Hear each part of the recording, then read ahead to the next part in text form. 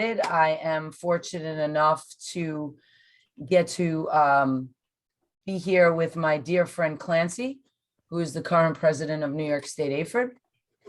And I have had the pleasure of working with him at the board level for a while now, and it has been an unbelievable situation for me. My name is Laura Owen. I'm honored to be past president of the Southeastern Zone and a member of the board of directors currently for New York State AFERD. If you are a member of New York State AFERD, I say thank you. If you are, if not, please consider joining our outstanding professional organization. Members enjoy a variety of benefits, including access to quality professional development at member rates, professional networking, liability insurance, and more. Visit newyorkstate.org, newyorkstateaferd.org for more information. Sorry, I'm trying to let people in here at the same time. The Southeastern Zone is looking for new members for our executive board. Starting this year, we would like to feature a newly created board position of county representative, 4 total, 1 for each county in our zone. Southeastern Zone is made up of Dutchess, sorry about that, Dutchess, Putnam, Rockland, and Westchester. To have a representative for each section, this will give new members a great opportunity to become more active while serving in a small leadership role in their area. By volunteering, you give greater visibility to your specific geographic area as you assist in finding presenters, organizing special events, and encouraging membership. Minimum time requirement, maximum help for our zone. Please reach out and I'll share the email if anyone is interested. Thank you all for joining us today. Please sign in by writing your full name in the chat as well as your school district. If you are a member of New York State AFERD, write member next to your name. If you need CTLE hours, write CTLE next to your name. This will be used to verify attendance for CTLE hours. Attendees will receive an email from New York State AFERD with a Google form link to obtain CTLE hours for this conference. Please mute yourself during this entire session so that background noise can be minimized. As questions arise, please add them to the chat. If your question is not answered due to time constraints, please feel free to email our presenter. This session is being recorded and a link will be sent out sometime in the next few weeks. Please help us to deliver the best possible professional development events by completing a survey. A link to this survey will be added to the chat. Now, I would like to turn this over to our amazing presenter, Dr. Clancy Seymour of Canisius College, presenting a sneak peek of the New York State AFERD Curriculum and Assessment Guidance Document, 2nd edition. Dr. Seymour. Thanks, Laura. Really appreciate your kind words. Can everybody hear me okay? Can everybody see me?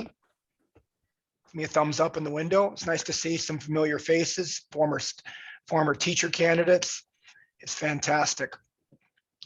It's a pleasure to also be able to present to all of you alongside my my tag team partner, Miss Owen. I'm always honored to collaborate with Mrs. Owen. She's taught me a lot, and if there's anything that we can learn about passion, it comes from Mrs. Owen. So thank you, Laura, for being here and being the presider for my session. It's an honor. So I'm going to share my screen to start, and we're going to take a look at our exciting new edition of the Curriculum and Assessment Guidance Document. So Mrs. Owen, if I'm going to hit the share screen and it's asking me if I want to take over, I'm going to say yes, okay? Great. And here we go. Can everybody see my screen? Give me a thumbs up. Excellent. Okay, and we're going to start right from here. Hopefully this works. Oh, okay, just a sec. It's got a little bit of a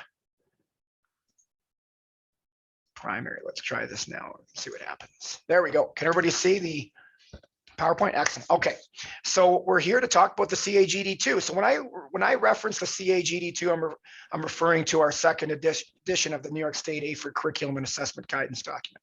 So welcome, and this should be a lot of fun. We're really excited. This became available, or we finished the publication of these documents in the early summer.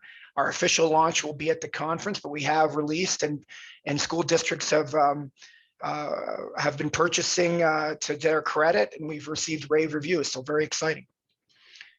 So the first thing that I want to do is talk about and give you a quick reminder of our New York State PE learning standards. And that's kind of a key piece to this, is that we needed to come up with a second edition, namely to connect and provide curriculum resources and suggestions from a content and assessment context to the new PE learning standards 2020. And that's what we were able to do. And again, for any of you that don't recall, just prior to the pandemic, we were able to approve the new PE learning standards. And you can see that in this slide here. You can access the PE learning standards just by going to New York State Department of Education and taking a look at the PE learning standards. If anybody wants a link, you can just fire that into the chat, and Mrs. Owens can let me know, and I can give you a quick link to the PE learning standards. Actually, I can just do that right now, so that everybody has them and can bookmark them if they want to. Here we go, and I'm just going to copy this link for you. And perfect. And I'm going to put it in the chat for all of you. Here it comes. So all of you should have received that in the chat now. So that has all the information for our PE learning standards. So just to give you a refresher on the standards quickly, we have 6 anchor standards. So we went to a 5+1 model. We adopted Shape America's national standards with some minor exceptions to standard 5, where you see a distinct reference to overall wellness, which makes ours standard 5 a little different comparatively to national standard 5, but still the same flavor.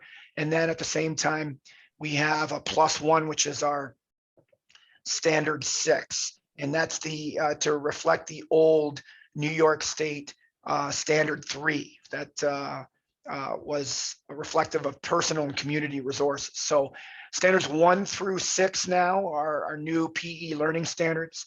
Standards 1 and 2, a psychomotor, and you could make an argument that standard 2 also has cognitive competencies built in. Standard 3, cognitive and psychomotor regarding fitness and health. And standards 4 and 5, effective domain oriented from a personal context into a self-expression context in standard 5. And then on standard 6, personal and community resources. So that's our new PE learning standards. And so it's important to think about content that might align accordingly. And that's what this resource does for all of you. Let's see here. So in addition to borrowing the standards themselves, we borrowed the framework from Shape America. And what we mean by the framework is the organizational structure of the standards. So we have here, in this example, we have anchor standard 4. And then what we do is we break the anchor standards into these categories that we call content strands. So anchor standard 4, you'll see in this example, this depiction is broken into 3 content strands. The first content strand is called self-awareness and management. The second content strand is called social awareness and relationship skills. And the third content strand is called responsible decision-making. So each of those categories are then further broken down into K through 12 GLOs, grades K through 12. So that whole organizational structure for the standards was borrowed certainly from Shape America. And incidentally, a large bulk of the work for Shape America's reorganization of the standards came from Dr. Lynn McDonald out of SUNY Cortland, who's a legend in PE and right in our own backyard. So again, that was borrowed from Shape America, and we're using the same structure with some slight differences in the fact that Shape America breaks their anchor standards into many, many categories. We only break our anchor standards into anywhere from 2 to 4 strands. That's it. So that's something to keep in mind. And then remember, within the strands, there are K through 12 GLOs, grade level outcomes. And we'll show you that in a second. And the grade level outcomes for grades 9 and 10 and 11 and 12 are coupled as either L1 or L2. So keep that in mind as well. So that's our organizational structure, and that's how we delineate. So let's take a look even further. So remember standard 4, we had 3 anchors, or 3 standard 4, the anchor standard, and 3 content strands followed by GLOs. So the next slide shows you standard 4, content strand 2, and in the 7th grade level outcome indicates demonstrate civility by cooperating with classmates in physical activity settings. So that's the organizational structure that you see here from the previous slide. Standard 6, another example for you, there's the anchor standard. Remember, standard 6 is reflective of our old New York State standard 3, recognizes career opportunities and manages personal and community resources accordingly. Strand 1 is called personal and community resources. And then we break strand 1 up into K through 12 GLOs, and the outcome level for, or the GLO for level 1 explains how personal community resource or community physical activity and fitness resources can support overall wellness. Okay, so quick question. What does L1 stand for? Someone in the chat, or even unmute and shout it out. What does L1 stand for?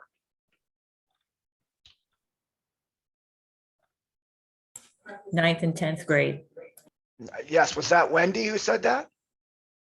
Yes. Wendy, very good. You win a free Tim Hortons coffee from Mrs. Owen. Well done. Okay. So exactly right. So level 1 is 9 and 10, and level 2 is 11 and 12. So the next slide shows you the coding for this. NY, I think we know what that stands for. S6.1.K. So this is referring to a kindergarten anchor standard 6, strand 1. So if I wanted to refer to anchor standard 8, what would the second part of the code be? ny.s what? Anyone?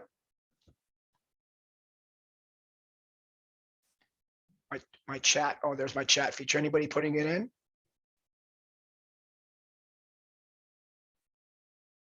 Where's Connor in the room? Where's Connor? What would it be for standard 8? S what? I noticed that Connor Is it 8? Yeah, I noticed that Connor is befuddled. Grade level 8? Yeah, I've noticed that Connor is befuddled by the question because he's had me in class, and that's a trick question. The answer is there is no standard 8, so there would be no S8 because we only have standards 1 through 6. So ny.s 1 through 6. So we know that second part of the code can only be S1 through 6. So I know Connor knows me well when it comes to these questions in class. I like to keep you on your toes. And for that, Connor wins a free golf lesson from Mrs. Owen as well. Okay, so well done. Now, if we wanted to refer to 12th grade from an anchor standard 6 standpoint, still strand 1, how would we change this code? ny.s6, still strand 1.1, but how would we end? .L2, that's how it would end, right, exactly. So that's kind of a quick refresher on the standards and how to use the standards from a coding context and be able to navigate. It is so much more complicated. Someone's got, Someone's got to mute their screen. Yeah, exactly. So that's a quick refresher, and hopefully that sets you up for the next part. And so, like I said, hot off the press, I have my copies here. I'll show you in a sec.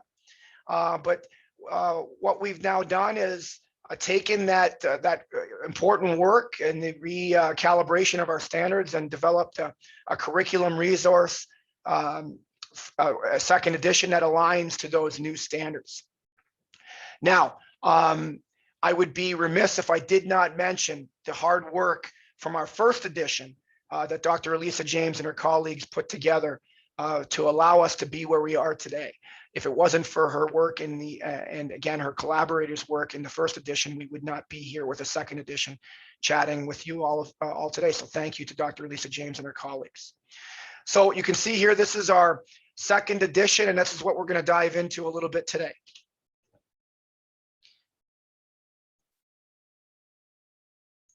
There we go. So what's the main difference between our first edition and our second edition? Very similar. Again, the key points to our first edition and second edition are mirrored. These are curriculum suggestions that align accordingly, whether we're using in the first edition Child's Play, which we'll talk about in a second, or the second edition, the standards as our organizing structure. But it's all it is the resource is geared towards curricular and assessment exemplars that you can use to organize your curriculum and again, accentuate some of the great things that you're already doing. What's the main differences? If you remember in the first edition, I hope some of you have had experience with the first edition, the organizing feature besides physical literacy was those curricular strands called Child's Play. And if you remember what they stand for, Child's Play is an acronym starting with character, health-related fitness, individual enjoyment, life skills, and skilled play.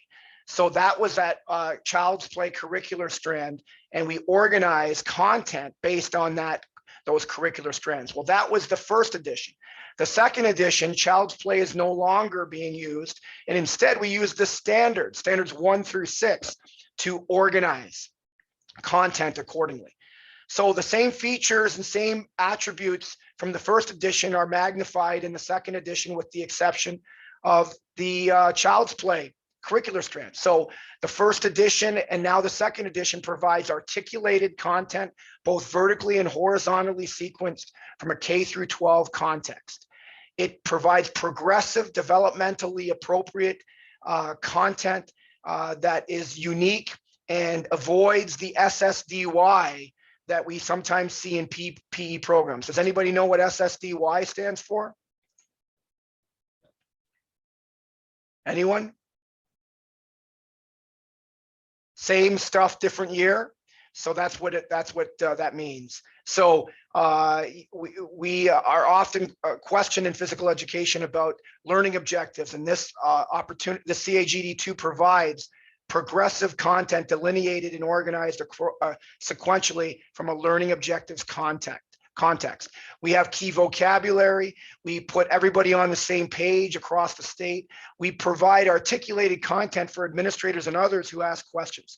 So, and then last but not least, all of the content and curricular and assessment exemplars are developed by physical educators for physical educators. So we certainly are representative and are thinking about our fantastic practitioners like you in the trenches as well. We also have some updated resources built in that we can also quickly chat about. So that's kind of the main differences and what has been also mirrored from the first edition to the second edition.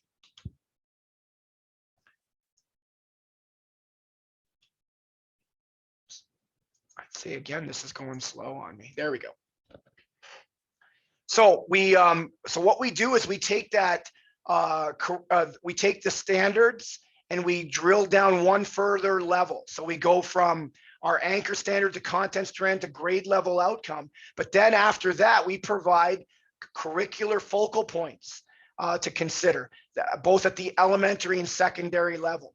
So remember that structure I showed you to start with, that same structure is preserved, but then what we do with the CAGD2 is we then dive deeper, one layer deeper, and provide curricular examples that align to the grade level outcome, followed by the content strand, followed by the anchor standard. And some other things that we've done now too is we've listened to your comments and helpful suggestions from the first edition, and we've split into two guides, an elementary guide K through 5 and a secondary guide K through 6. We have a digital version as well as a paper copy version, which we'll talk about a little bit, and I'll show you a little bit later. So again, we talked about the first edition, how it's organized. Physical literacy is certainly the aim, the societal goal that we all intend to accentuate, intend to contribute to from a school district and local school community context. Physical education is a huge partner in being able to support the physical literacy initiative. But physical education is not physical literacy, but we can talk about that again with the SSDY conversation at a different establishment at a different time. But nevertheless, we support physical literacy, and that is certainly the backbone of the CAGD2. But then the major difference is that we organize our content, both from a curriculum and assessment context, around the New York State PE learning standards. So we have that structure I mentioned, the anchor standard followed by the content strand, followed by the GLO. And then what we do is we create curriculum and assessment exemplars that align to the standards from the GLO context and all the way back up that structure. And then with that, we provide useful content and, or excuse me, vocabulary that can be used from an interdisciplinary context. So that will take me to the next slide. And then last but not least, as I mentioned, the CAGD2 supports the physical literacy initiative and certainly brings home the message that that physical education is an important partner in supporting physical literacy, and the curriculum is set up in a way to support that the feedback cycle that we need to certainly preserve when it comes to physical literacy. The idea that we want competence and movement competence, and movement competence entails both a physical and a cognitive understanding. And with that competence, hopefully confidence grows, and with that confidence growing results in more participation and more motivation to continue. And then that more participation and motivation leads to more physical competence and cognitive competence, and the cycle continues and never ends. And that's kind of what we want to support in PE programs from that context. So you can see here an example of the curriculum table. So we talked about standard. We talked about the structure from the state standard standpoint. So this is an example of the first half of the book called the curriculum tables, and you can see an example here. This is kindergarten. We have the anchor standard here, followed by the content strand and GLO, which you've all seen. But now what we do is we break it down a little further and provide curriculum focal points and useful vocabulary to go with it. So this is an example of kindergarten. And this is another, and that was standard 1. This is standard 2. Again, both of psychomotor and cognitive flavor. We have the anchor standard here, followed by the content strands. You can see them listed. And then the GLOs. And then right here are our curricular focal points that we can use from a PE context, from a lesson and curriculum development standpoint. And these are just snapshots in the first half of the book. Here's a 5th grade example for standard 3. Same structure. Everything is the same. The first half of the book from a curricular standpoint are these curriculum tables that you see in these slides. And you can see here the anchor standard followed by the content strand and then followed by the GLO. Then afterwards, what's different and unique are the focal points that we have created that align accordingly back up the structure.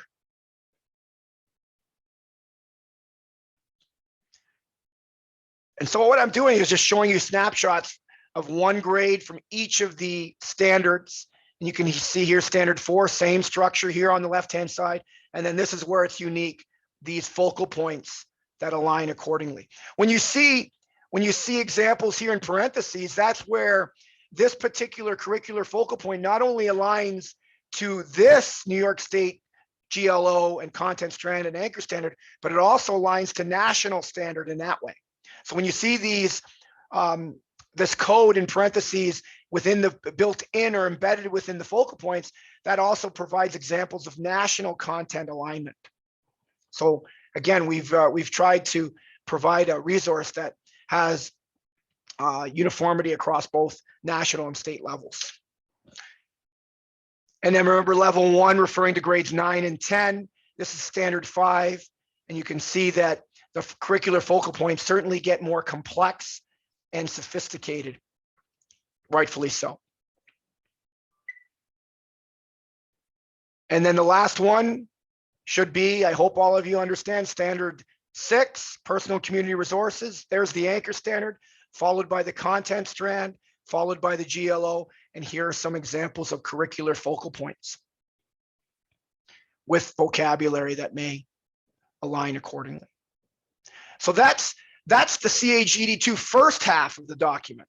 So really, if you want to think about it, we have 2 guides. We have an elementary guide and a secondary guide, and both use the standards and grades to organize content. The first half of the book are curriculum tables. The second half of the book are assessments, and we're going to take a look at the assessments next. But before we do so, I want to check to see how you're doing with this. So I'm going to stop share, and I'm going to share with you a little survey. Can you go on this survey and complete that for me? That would be great. It's in the chat. You should be able to go on there and complete.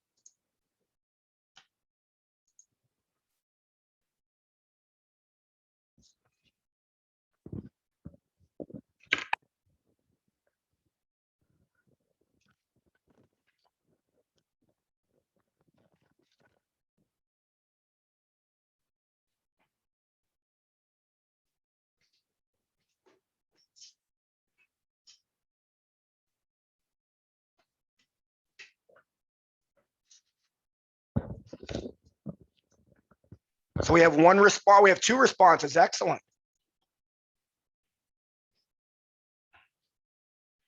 3. Okay, we're getting there. Let's see. We've got 67 people. So 3 out of 67 would not make a researcher too proud. Okay, we're up to 8 now. That's great. We'll keep going here.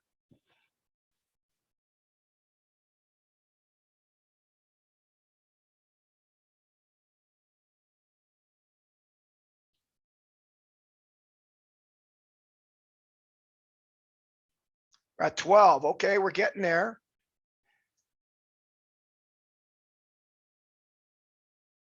Let's get over 20 responses, and then we can take a look real quick.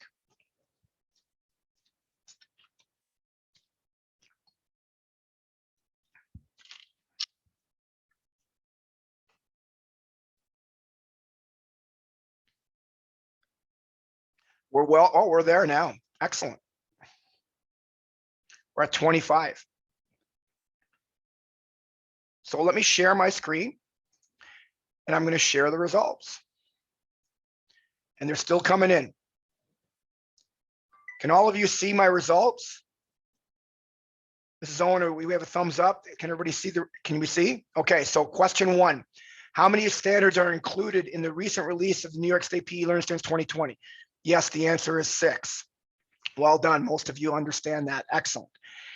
In the first edition of CAGD1, how is the content organized? Yes, curricular strands, child's play. What is a curricular focal point?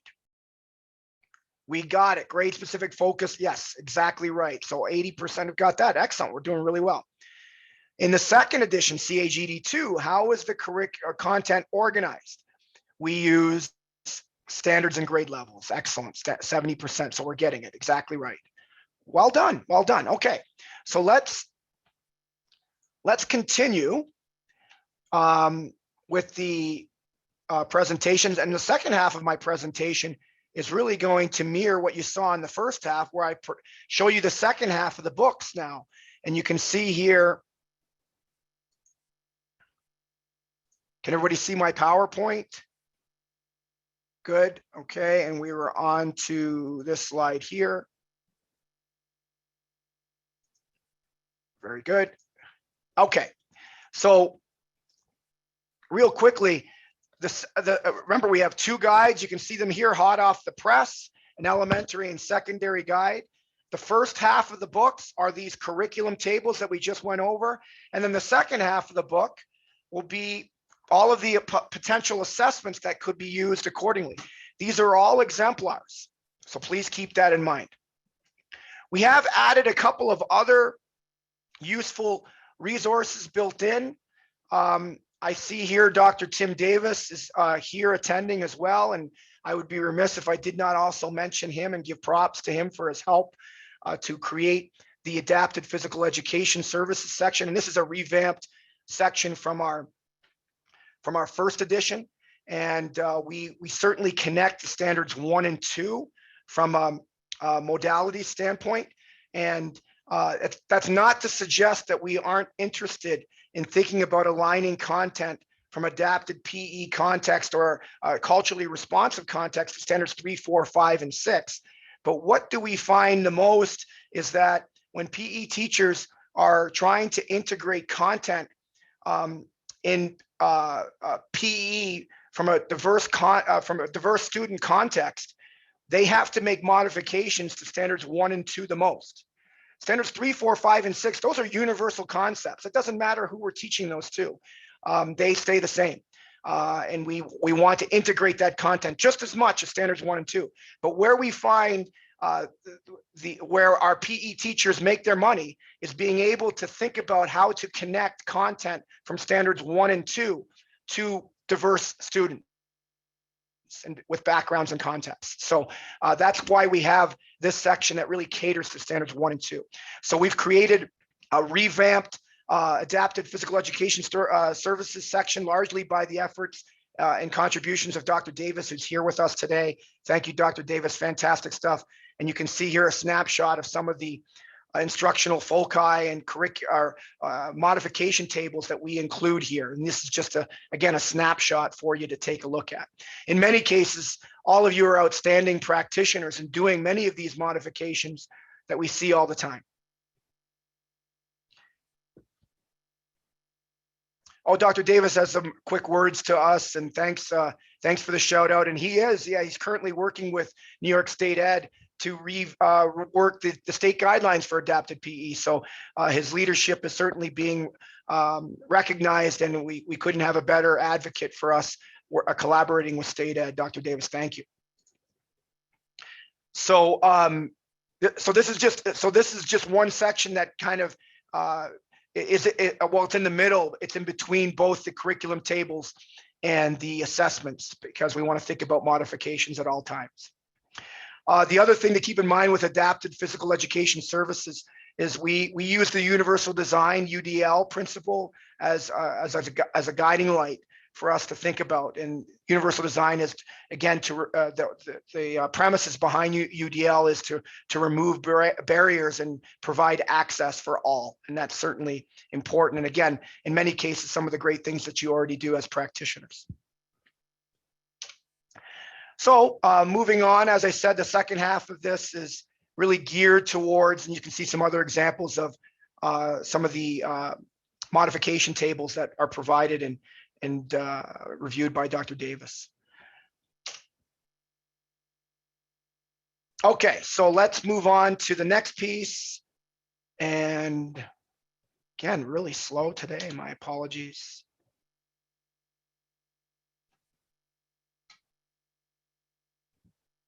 Let's try this. There we go. Hang tight. I'm not sure what's up.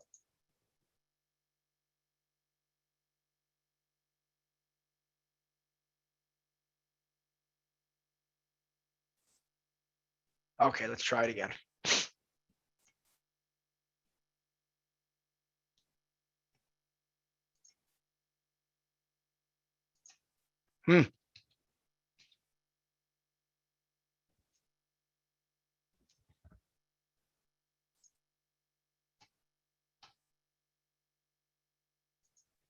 Mrs. Owen, are you there? I am here. Okay, I'm not sure what's going on here. Hang tight, everybody. I apologize.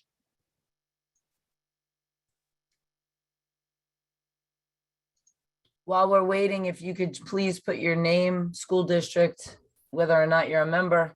This is how we take attendance. If you need CTLE hours, we need your name, school district, and whether or not you need CTLE.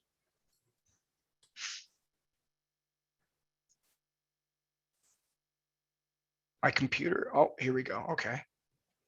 Oh, okay, I think we're back here. Let's see here. All right, let's try it again. Are we here? Good. Okay. All right. The whole PowerPoint shut down, so give it a second to pull up.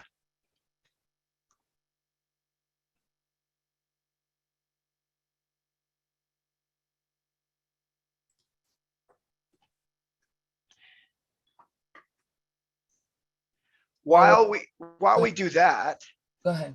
what I'll do is, oh, here we go. Perfect.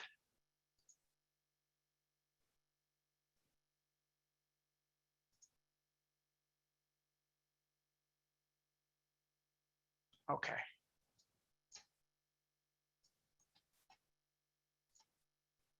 All right.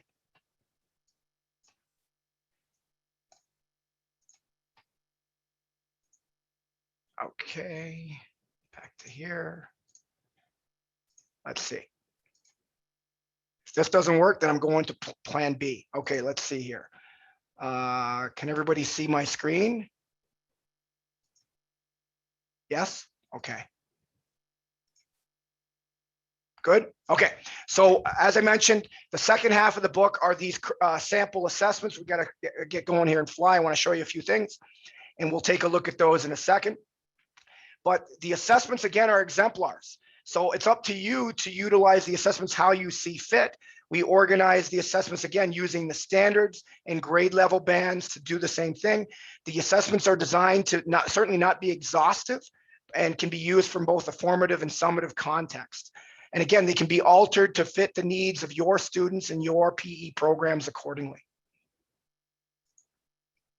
So here's some examples. This is a standard 1 assessment. And again, what you would do then is utilize these rubrics in the way that you see fit. One thing to keep in mind is that we are operating from the context of understanding that physical educators are required to assess just like any other discipline. So these are example assessments that can be used accordingly. How you utilize them and integrate them into your PE programs and grading structure is your decision. So then so this is standard 1, and then the rest of the slides really get into examples, standards 1 through 6. So we're coming up on 9:40, so we're getting close on time. So I'm going to kind of go through this pretty quickly here, and I want to give you some time to take a look at the actual document itself. So again, this is going slow here. I'm going to hit stop share. And I'm going to show you the digital version for all of you to take a look at. So let's see here. Here we go. Okay, I'm going to share.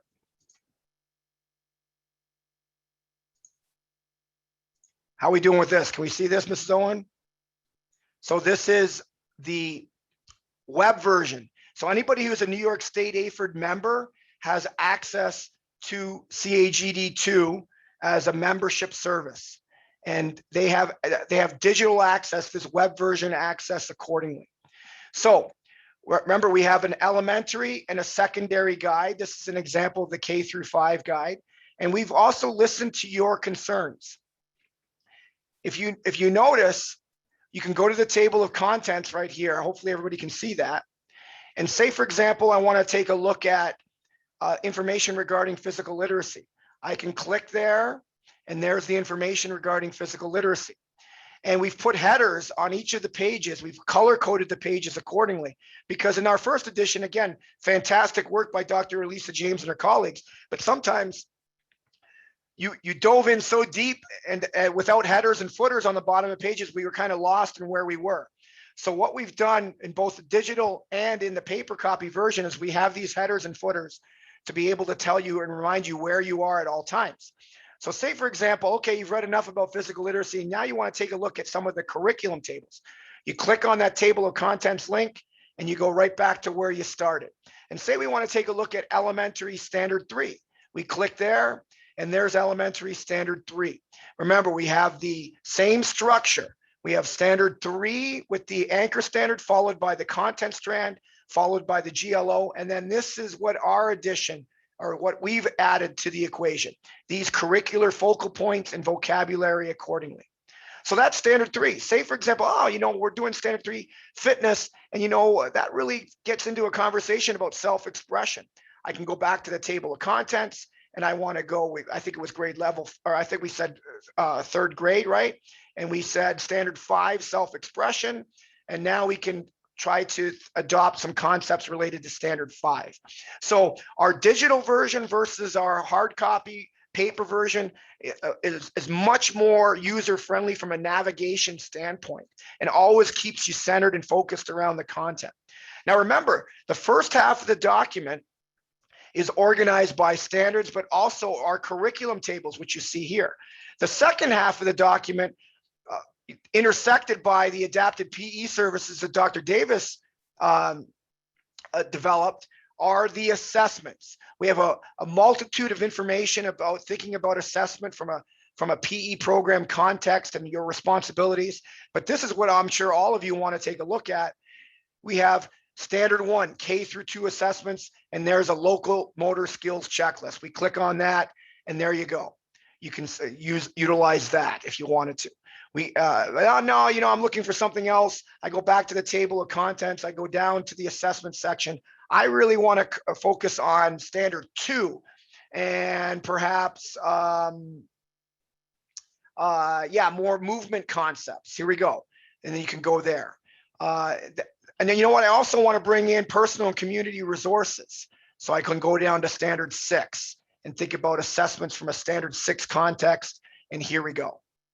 So that really shows you how easy it is to navigate and some examples of the assessments accordingly. So how are we doing? 9:46. Okay, we're close. Excellent. So that's really a snapshot of the CAGD2. And I guess my questions for you from there, I guess you would want to see this. I think this is probably something you want to see. How do you find out more information? So let me see if I can share this slide with you at the very least. And I'm not even going to worry about slideshow for now because this is so moody today. But how do we find out more? Well, remember, the digital version that I showed you is available to all members. So the free web version, that's here. That's as long as you sign into New York State AFERD, you have access to that. A hard copy of paper for members is $35 for each guide. And then non-members, it's $60. If you wanted a PDF, you can get it for $15 as a member or $35 as a non-member. So the free web version is exactly that. You have to have internet access to be able to acquire that and be able to use. So the version that I showed you today was the free web version that all of us have as members of New York State AFERD. So that's really everything that I wanted to cover. We're down to 9:48. And again, this has been a little glitchy today. My apologies. Thank you to Ms. Owen for helping me. And again, with the technology issues, but nevertheless, we got through it. The main key factor that I want you to remember with CAGD2 is that we align to the New York State PE Learning Standards 2020. The curricular exemplars are lined up by curriculum tables in the first half and assessment exemplars in the second half. And again, thank you for the opportunity to share this with you today, and thank you for your patience. Any questions or any information or feedback that you can provide? I just have a couple announcements when everyone's ready, so don't leave just yet. Okay.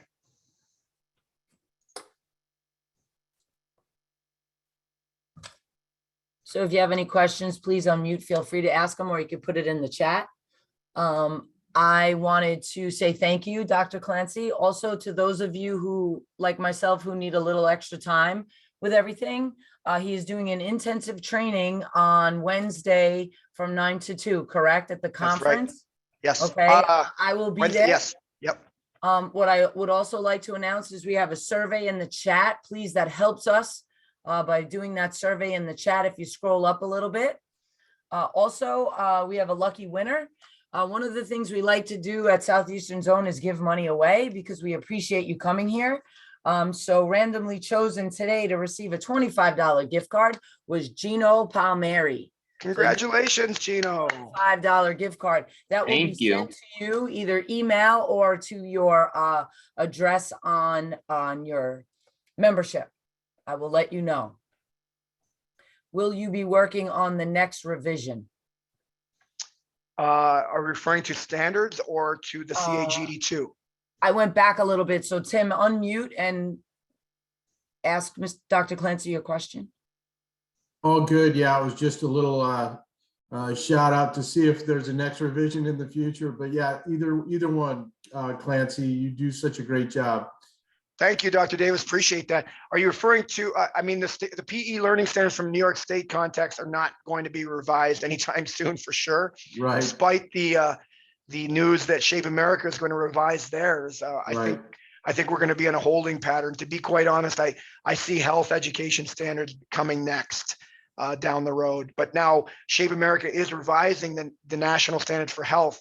So we're even in a little bit of a holding pattern there.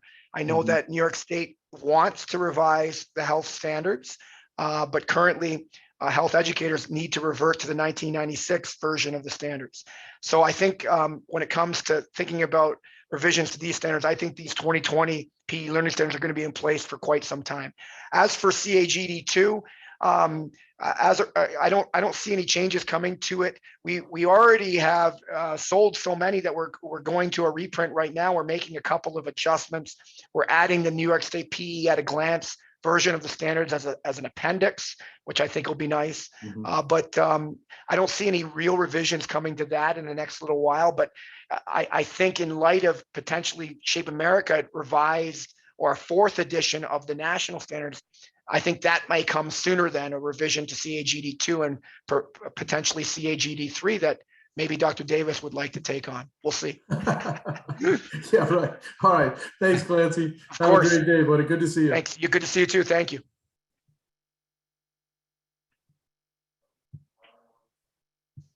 All right, sir. Thank you so much. It was a pleasure to see you, and I'll see you in Yes. about a week. Yes, exactly. Thanks for your patience with us. This was really glitchy today. My apologies. It